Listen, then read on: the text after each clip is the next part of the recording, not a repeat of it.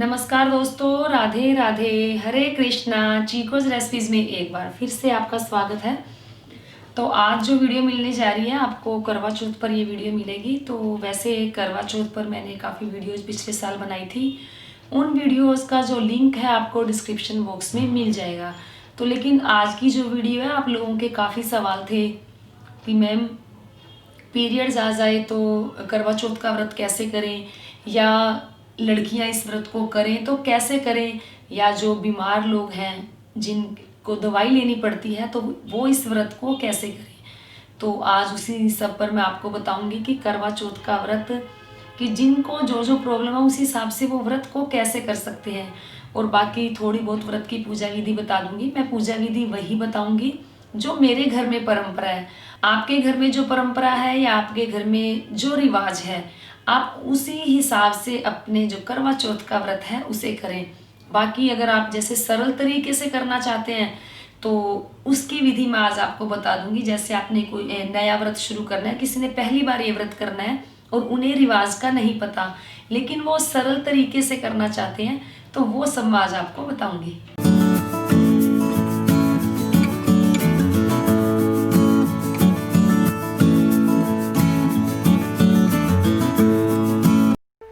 Subscribe करें chikoo recipes को और बेल आइकन को टैप करें मेरी हर वीडियो सबसे पहले देखने के लिए। तो जो करवा चौथ व्रत है ये आता है कार्तिक मास की कृष्ण पक्ष की चतुर्थी को आता है। तो इस दिन चंद्रमा को देखकर व्रत खोला जाता है। इस दिन भगवान शंकर, माँ पार्वती, गणेश जी और कार्तिकेय की पूजा की जाती है, यानी कि पूरे शिव परिवार की पूजा अर्चना की जाती है। तो ये जो व्रत है पति की लंबी आयु के लिए, स्वस्थ जीवन के लिए और पति पत्नी में आपस में परस्पर जो संबंध है वो मधुर बने रहे, उसके लिए इस व्रत में माँ पार्वती की और भगवान शंकर की पूजा अर्चना की जाती है। तो सबसे पहले तो ये बता दूं कि जैसे कि पूछते हैं कि मैम क्या लड़कियां ये व्रत कर सकती हैं, तो जी बिल्कुल लड़कियां ये व्रत कर सकती हैं। जो शादीशुदा हैं वो अपने पति की लंबी आयु के लिए, स्वस्थ जीवन के लिए प्रार्थना करती हैं, व्रत करती हैं। और जो कंवारी लड़की हैं जिनकी शादी नहीं हुई है, वो अच्छा पति पाने के लिए, एक योग्य पति पाने के लिए इस व्रत को करती हैं। तो व्रत कर सकती हैं कंवारी लड़कियां। और रही बात उसकी कि जो प्रेग्नेंट है वो इस व्रत को कैसे करे, तो जी देखिए जो प्रेग्नेंट लेडी है उसको व्रत में खाते पीते रहना चाहिए। क्यों? क्योंकि आप जो प्रेग्नेंट है उनके गर्भ में एक शिशु पल रहा होता है, तो उसकी भी देखभाल जरूरी होती है। तो सबसे पहले बच्चे का ख्याल रखें। तो सुबह जैसे सर्गी करेंगे तो आप सर्गी करें जो आपको खाना है। तो उसके बाद जैसे दिन में कथा तो आप अगर 4 बजे सुनते हैं तो 4 बजे ही सुनेंगे, नहीं तो ऐसा भी हो सकता है कि कथा आप 12 बजे सुन लें और उसके बाद हल्का फुल्का थोड़ी थोड़ी देर में जैसे आपने ड्राई फ्रूट्स का दूध ले लिया, जूस पी लिया, फ्रूट्स खा लिए, और जो भी आपको अच्छा लगे उसमें अन्न ना हो, अनाज ना हो, आप खा पी सकते हैं ताकि आपको कोई परेशानी ना हो। फिर बात करते हैं जो लोग बीमार हैं वो कैसे व्रत करेंगे। तो जी देखिए अगर आपने दवाई लेनी है तो आपको कुछ खाना ही पड़ेगा। तो मैं फिर यही कहती हूँ कि शरीर सबसे पहले है। अगर आपका शरीर स्वस्थ होगा तभी आप कोई व्रत या कोई उपवास कर सकते हैं। तो अपने आप को, जैसे आपने दवाई लेनी है, किसी को जैसे थायराइड की दवाई लेनी है तो खैर वो तो खाली पेट ही ली जाती है। जैसे किसी को डायबिटीज़ है तो उसको भी खाना बहुत ज़रूरी है। तो आप फल फ्रूट जो भी आपको डॉक्टर ने मेंशन किया है, अनाज ना हो, वो आप खा भी सकते हैं क्योंकि आपको दवाई लेनी है, आपकी मजबूरी है। तो चलिए चंद्रमा के जो उदय है उसका समय आपको बता देती हूँ, और दूसरा जो पूजन का मुहूर्त है, पूजा मुहूर्त है, वो आपको बता देती हूँ कब है।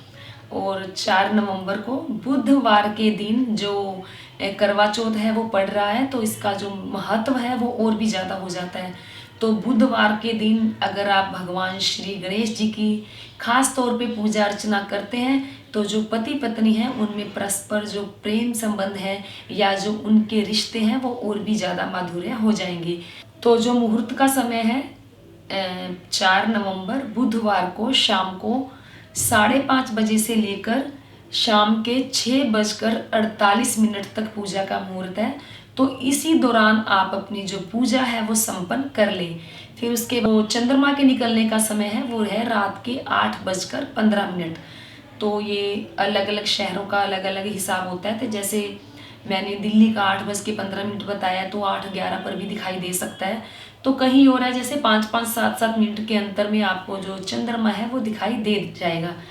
तो ये थी करवा चौथ पर सीधी सी, साधारण सी, सरल सी पूजा मैंने आपको बताई है। तो चलिए थोड़ी सी मैं पूजा विधि बता देती हूँ आपको कैसे करनी है।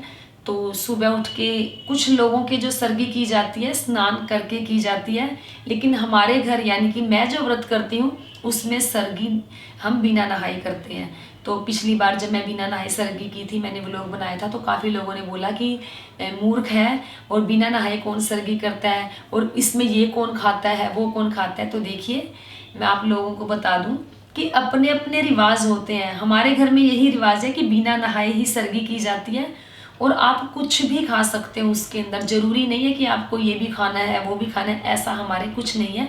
तो आप अपने रीति रिवाज के हिसाब से करें। लेकिन पिछले साल तो मैंने जैसे चतुर्मास किया था, सरगी नहीं की थी, मैं उससे पिछले साल की बात कर रही हूँ।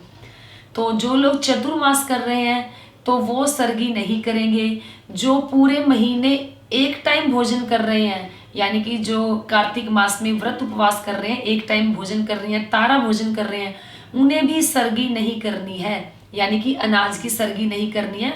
आप सुबह उठें, फल फ्रूट खा सकते हैं, ड्राई फ्रूट खा सकते हैं, दूध चाय ले सकते हैं। तो व्रत वाले, चतुर्मास व्रत वाले वो सरगी अनाज की नहीं करेंगे। तो बाकी जो पहले जैसे जो पहली बार व्रत करना चाह रहे हैं तो वो सुबह जल्दी उठें, तारों की छांव में जो सरगी है वो की जाती है। तो वो जो पहली बार व्रत कर रहे हैं वो उसी हिसाब से व्रत करें ताकि वो हमेशा उसी नियम का पालन करते रहें। तो जो मेरे मायके में यानी कि जब मैं शादी से पहले व्रत करती थी तो हम सरगी नहीं करते थे। हमारे राजस्थान तो नहीं है तो पंजाबी अबोहर में। तो लेकिन हमारे जो रिवाज है वो थोड़ा देसी टच है। तो हम 12 बजे कथा सुन लेते थे, उसके बाद चाय पानी पूरा दिन पीते रहते थे। ऐसा नहीं है कि हमने चाय पानी नहीं पीनी। हाँ, लेकिन जो मेरे ससुराल में है वहाँ शाम के 3-4 बजे कथा की जाती है, उससे पहले चाय पानी नहीं पिया जाता। कथा करने के बाद हम दूध चाय जो भी हमें लेना होता है वो ले लेते हैं, लेकिन खाते फिर भी नहीं है। लेकिन कुछ लोगों के यही रिवाज है कि वो रात को ही चंद्रमा को देखने के बाद ही कुछ जल ग्रहण करते हैं। तो देखिए ये आपके अपने रिवाज हैं। तो जो पहली बार व्रत करना चाह रहे हैं वो आसान तरीके से ऐसे व्रत करें कि सुबह उठें, सरगी में जो आपको खाना है, जो आपसे खाया जाए खाएं। उसके बाद कथा 12 बजे के बाद आप कभी भी कर लें। उसके बाद 12 बजे के बाद जैसे कभी भी कथा करेंगे तो दूध चाय ले लें, फिर सीधा रात को चंद्रमा को जल देकर आपको अपना व्रत खोलना है। तो अगर आपके छलनी में देख के व्रत खोला जाता है तो छलनी में से देखें, लेकिन हमारे व्रत खोला जाता है जलेबी में चंद्रमा को देखा जाता है, फिर व्रत को खोला जाता है। फिर आप लोगों का सवाल था कि मैम मिट्टी के करवे में क्या भरना है, क्या नहीं भरना है, क्या डालें क्या ना डालें। तो देखिए आपके जो रिवाज है उसी हिसाब से डालें। हमारे मिट्टी का करवा लिया जाता है तो हमारे मिट्टी के करवे में पानी ही डाला जाता है, लेकिन जो मेरे मायके में है वहाँ जो मिट्टी का करवा लिया जाता है तो उसके अंदर गेहूं भरते हैं, अनाज भरते हैं। तो अगर आप पहली बार शुरू करना चाह रहे हैं व्रत को तो जैसे आपके रिवाज हो, आप मिट्टी के करवे में अनाज भरें या पानी भरें, लेकिन हमारे पानी ही भरा जाता है और एक पानी का लोटा साथ में रखा जाता है। तो जो मिट्टी का करवे में पानी होता है उसे उठाकर रख देते हैं ताकि जब रात को चंद्रमा उदय होगा तो उससे जल दिया जाता है। और जो पानी का लोटा भर के हमने रखा होता है उस पानी के लोटे से हम सूर्य भगवान को जल देते हैं। तो ये सिंपल सा है, साधारण सा, मैं ऐसे ही करती हूँ। और जो हमारे रिवाज है उसमें ये भी नहीं है कि हमारे को नई साड़ी पहननी ही पहननी है, ऐसा कुछ नहीं है। हाँ, जैसे काले सफ़ेद ये कपड़े नहीं पहनने हैं, हाँ चूड़ियाँ नहीं ली जाती है, श्रृंगार किया जाता है, लेकिन बाकी ऐसा नहीं कि हमें साड़ी हर साल नहीं खरीदनी ही खरीदनी है। तो इस बार मैंने भी कोई साड़ी नहीं खरीदी है। गई तो थी मैं मार्केट अपने लिए कुछ लेने, तो लेकिन वहाँ जब ठाकुर जी की जो ज्वेलरी देखने लग गई उनके लिए, तो मुझे लगा कि बस अब मेरी शॉपिंग हो गई है। ठाकुर जी की हो गई तो मुझे लगता है कि मेरी शॉपिंग हो गई और मुझे कोई इच्छा नहीं रही कि मैं अपने लिए कुछ खरीदूं। तो मुझे अपने लिए सिर्फ और सिर्फ शगुन के तौर पर चूड़ियाँ ही लेनी है। और अभी तो मुझे ये भी डिसाइड नहीं है कि मैंने कल पहनना क्या है। तो साड़ियाँ काफ़ी हैं, देख लेंगे कल ही कि उनमें से कौन सी साड़ी पहनी जाए, क्योंकि हमारे ऐसा नहीं है कि कोरा कपड़ा ही पहना जाता है, ऐसा कुछ भी नहीं है। हाँ, श्रृंगार जरूर अच्छा किया होना चाहिए ताकि लगे कि कोई त्योहार है। और हमारे सिर्फ सबसे ज़्यादा है कि ओढ़ना ओढ़ा जाता है जो शुभ माना जाता है। तो ओढ़ना तो मैं ओढ़ती हूँ, तो साड़ी कोई भी पहनो, ओढ़ना तो मेरा हमेशा हर साल वो मुझे नया ही लगता है, क्योंकि जो उसका कलर है वो बहुत ही चटक है। तो आपको अब बता देती हूँ, थोड़ी सी पूजा विधि बता देती हूँ कैसे करनी है। आप एक चौकी लगाएंगे, नहीं तो आप एक जहाँ एक कथा करनी है वहाँ एक पट्टा बिछाएं, पट्टे पे करवा रखिए। अगर शंकर भगवान की फोटो, माँ पार्वती की या शिव परिवार की कोई फोटो है तो वो सामने रखें, रोली से तिलक लगाएं और फ्रूट वगैरह भी पास में रखें। और आपके जैसे करवा चौथ पे मठरी वगैरह जो बायने में निकाली जाती है तो वो भी उसके पास ही आप जरूर रखें। तो माँ पार्वती को भगवान शंकर की पूरे मन से, पूरे विधि विधान से पूजा करें, दिया जलाएं, उनके रोली, मोली, चावल ये जरूर चढ़ाएं। फिर आपको सुननी है करवा चौथ व्रत की कथा। तो उसकी वीडियो जो है, जो कथा सुनाई हुई है मैंने साल पहले सुनाई थी, तो उसका लिंक आपको डिस्क्रिप्शन बॉक्स में मिल जाएगा। और साथ में आपको जो विनायक जी की यानी कि गणपति जी की कथा हमेशा जरूर सुननी चाहिए। आप कोई भी कथा करें उसके बाद, तो आपने जो सामान का जो बायना निकाला होता है तो आप अपने घर में किसी बड़े को दे सकते हैं, सास को दे सकते हैं, जेठानी को वो जो बायना है दे सकते हैं, लेकिन बायने में दक्षिणा जरूर रखी होनी चाहिए। तो किसी ने पूछा था कि मैम क्या हमने जो वो बायना निकाला है क्या हम अपनी दुरानी को दे सकते हैं? तो अपने छोटों को नहीं दिया जाता। हाँ, अगर आपकी छोटी बहन है तो आप उस बहन को वो बायना दे सकते हैं। फिर आपको कथा सुनने के बाद आपने चाय पानी पीनी है तो पी ले, लेकिन मैं पी लेती हूँ, तो मैंने अपना सरल तरीका ही आप लोगों के साथ शेयर किया है। जब चंद्रमा को आप जल देने जाएंगे तो उसके अंदर आप एक चांदी का सिक्का जरूर लें और हाथ में चावल जरूर होने चाहिए। तो जो चावल और चांदी का जो संबंध है वो चंद्रमा से ही है, तो हाथ में चावल होना चाहिए। चांदी की एक अंगूठी ले लो या चांदी की कोई भी चीज़ ले लो, उसे हाथ में लेकर ही चंद्रमा को जल देना है। और फिर आप जहाँ खड़े हैं वहीं खड़े खड़े खुद घूम जाएं तो ये समझ लो चंद्रमा की हो गई परिक्रमा। फिर आपके जो रिवाज है वो करें कि छलनी में से आपने अपने पति की जो चेहरा देखना है, या आपको जैसे हमारे जलेबी में देखा जाता है, तो जो आपके रिवाज हैं आप उस हिसाब से करें। और जो आप खाना बनाएंगे तो उस खाने की भी थाली आप जरूर निकालें, क्योंकि जब भी हम कोई व्रत करते हैं ना तो हम जो भी भोजन बनाते हैं वो हमें दान के रूप में जरूर निकालना चाहिए। तो आप भी अपने घर में जो भी भोजन बनाएं व्रत वाले दिन उसका दान आप जरूर दें। वैसे पिछले साल भी मैंने काफ़ी वीडियो जो आपको दी है कि सरल तरीके से कैसे पूजा करें, या करवा चौथ पर सुहागिन महिलाएं इन चीज़ों का तो दान बिल्कुल भी ना करें।